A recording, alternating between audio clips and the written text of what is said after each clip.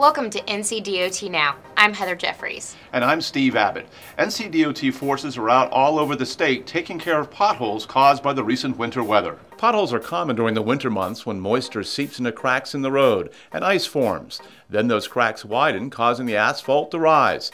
Traffic loosens the pavement, which eventually creates a pothole.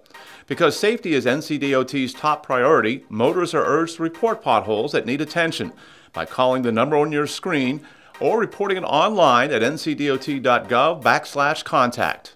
NCDOT's Piedmont Improvement Program is celebrating a major milestone. PIP, as it's called, has laid the first section of railroad track to improve the corridor through Salisbury. PIP is a $520 million American Recovery and Reinvestment Act project designed to improve the North Carolina Railroad Company corridor between Raleigh and Charlotte.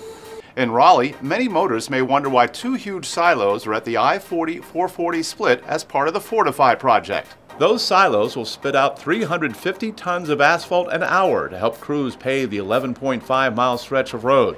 According to the project manager, the asphalt plant will allow workers to build and pave around the clock. Plus, it will also save taxpayers money by reducing trucking costs and allowing a part of the road to be recycled. Any of the roadway material that we generate from this project, we're going to recycle and use it back in the project.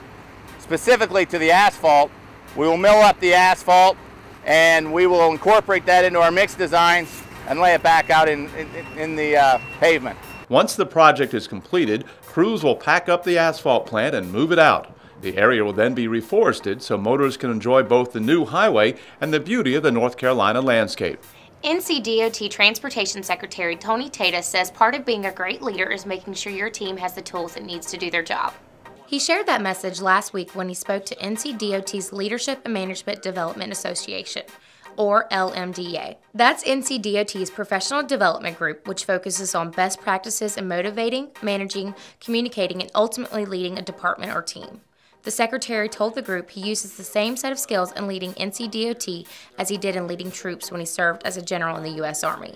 He told members that, like him, once their skills are honed, they too may use the same management tools throughout their tenure, even while their organization or mission may change.